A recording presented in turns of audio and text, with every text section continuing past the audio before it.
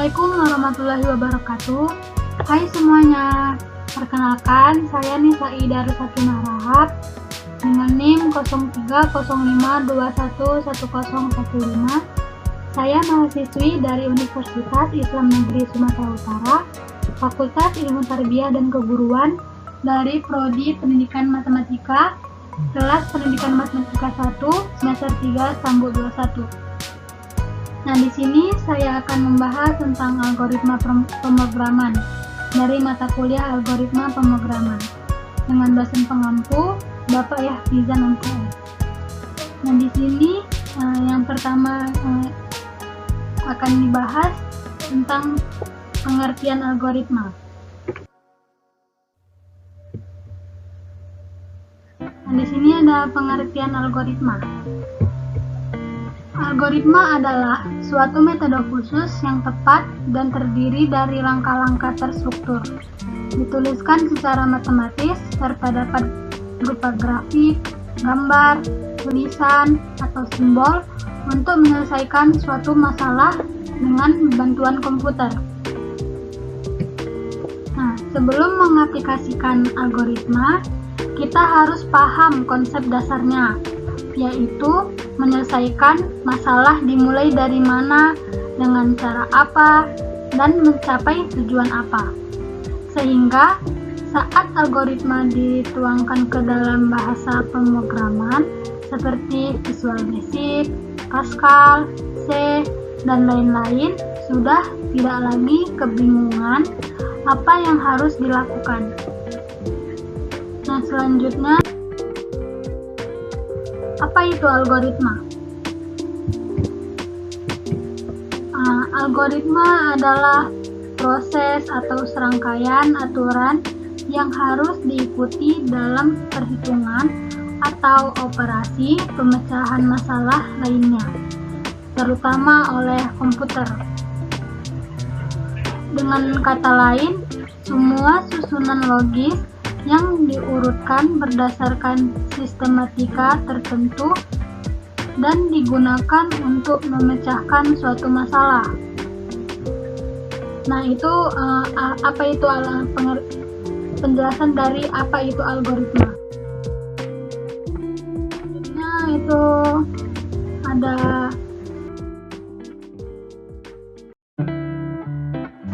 pengertian algoritma menurut beberapa para ahli. Yang pertama tuh menurut Abu Ja'far Muhammad Ibnu Musa Al-Khwarizmi, seorang matematikawan Islam dari Uzbekistan. Menurut beliau, algoritma adalah suatu metode khusus untuk menyelesaikan suatu persoalan yang ada. Selanjutnya, menurut Goodman and Hadnat-Naimi, penulis buku Introduction to Design and Analysis of Algorithm, menurut mereka, algoritma itu merupakan urutan terbatas dari operasi terdefinisi dengan baik, yang masing-masing membutuhkan memori dan waktu yang terbatas untuk menyelesaikan suatu masalah. Nah, itu menurut mereka. Selanjutnya ada menurut Romi Satria Wahono, salah satu praktisi komputerisasi terbaik dari Indonesia. Beliau pemilik dari situs ilmukomputer.com. Nah, menurut beliau, algoritma adalah logika, metode dan tahapan atau urutan sistematis yang digunakan untuk memecahkan suatu permasalahan. Nah, itu menurut beliau.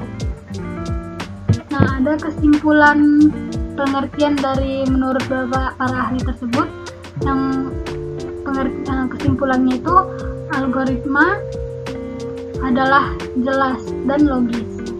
Ini menandakan bahwa saat kita merangkai atau menyusun sebuah algoritma harus logis dan jelas agar nantinya keluaran atau hasilnya itu benar.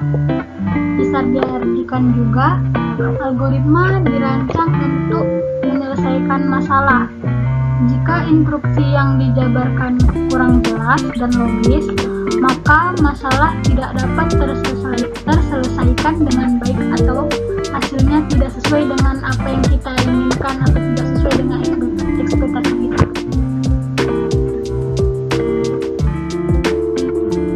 Selanjutnya itu ada contoh algoritma. Misalnya nih, menghitung nilai X dari persamaan X sama dengan 19Y ditambah 9.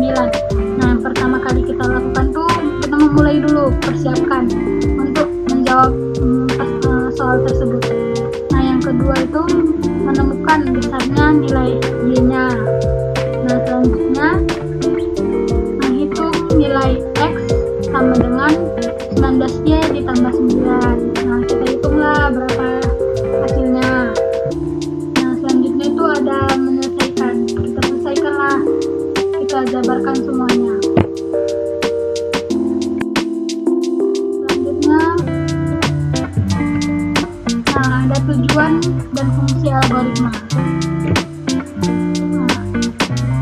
Algoritma itu berfungsi untuk memudahkan kita melakukan sesuatu dan memecahkan masalah sehari-hari.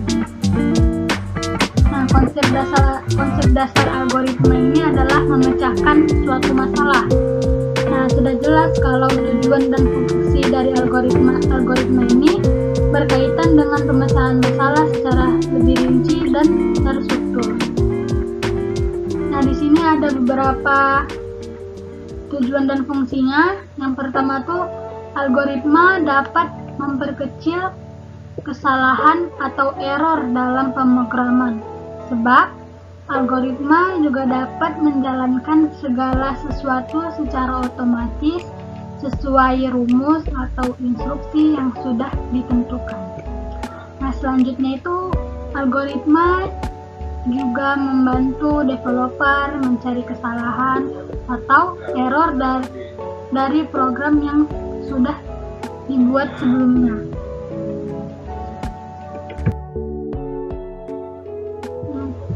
Selanjutnya itu ada algoritma juga membuat penulisan kode dalam sebuah program menjadi lebih efisien. Developer tidak perlu mengulang-ulang penulisan kode untuk program yang ingin dibuatnya. Nah, selanjutnya itu algoritma juga membantu sebuah program atau aplikasi menjadi lebih ringkas dan berukuran kecil. Sebab aplikasi juga berjalan lewat proses otomatis algoritma, bukan dari kode yang ditulis secara manual. Nah, selanjutnya itu algoritma juga membantu pembuatan program yang lebih terstruktur dan logis. Percayalah ini akan memudahkan developer ketika perlu mengembangkan fitur tambahan. Nah, algoritma itu kan terstruktur, maka kita bisa lihat alur algoritma untuk menemukan kesalahan. Nah, selain itu, program algoritma ini juga akan didokumentasi dengan mudah, terstruktur dan rapi, sehingga akan sangat mudah dipahami oleh programmer atau developer atau mahasiswa lain. Selanjutnya ada manfaat algoritma. Algoritma ini juga bermanfaat untuk membantu berpikir secara sistematis dan terstruktur untuk menyelesaikan suatu masalah, membuang hal-hal yang tidak diperlukan, dan fokus untuk mencari solusi dari permasalahan yang dihadapi. Nah, yang pertama itu manfaatnya dapat menyelesaikan permasalahan rumit dalam suatu program yang melibatkan perhitungan tingkat tinggi. Yang kedua, mampu menyederhanakan suatu program sehingga penggunaannya lebih efektif dan efisien. Nah, yang ketiga, dapat digunakan secara berulang sehingga meminimalkan penulisan program yang berulang. keempat itu ada mempermudah pencarian kesalahan serta dapat diperbaiki dalam waktu yang singkat. Nah, itu beberapa manfaat algoritma.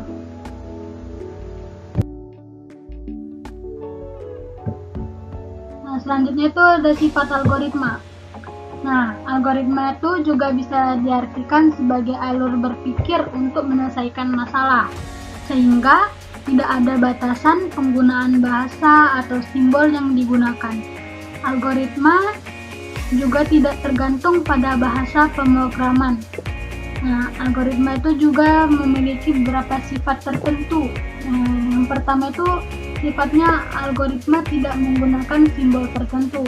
Selanjutnya bersifat umum, bisa dimanfaatkan dalam bahasa pemrograman apa saja. Nah, sifat yang terakhir itu mempunyai sifat yang logis. Nah, itu dia beberapa sifat algoritma. Ciri algoritma. Nah, ciri algoritma yang pertama itu ada input, proses, output.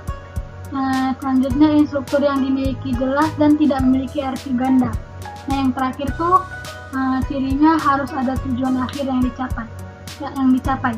Nah, maksud dari input ini input ini berupa permasalahan yang dihadapi dan hendak dicarikan solusinya. Nah, itu pengertian dari input. Selanjutnya pengertian dari proses. Proses ini juga berupa langkah-langkah atau rencana apa saja yang harus dilakukan untuk mencapai tujuan akhir. Nah, selanjutnya ada pengertian dari output. Dan di sini output juga berupa solusi atau tampilan akhir yang akan diperoleh. Nah, itu dia pengertian dari output. Nah, yang ketiga itu pengertian dari instruktur yang dimiliki jelas dan tidak memiliki arti ganda. Maksudnya itu agar tidak terjadi kesalahan dalam output. Dan kesalahan dalam output yang dihasilkan, instrukturnya itu harus jelas. Jadi dia tidak bisa nggak jelas. Kenapa? Karena agar tidak terjadi kesalahan dalam outputnya. Jadi instrukturnya itu harus jelas. Nah, pengertian yang terakhir tuh harus ada tujuan akhir yang dicapai. Nah, maksudnya itu program akan berhenti saat tujuan akhirnya itu sudah dicapai. Nah, itu dia ciri-ciri dari algoritma beserta pengertiannya.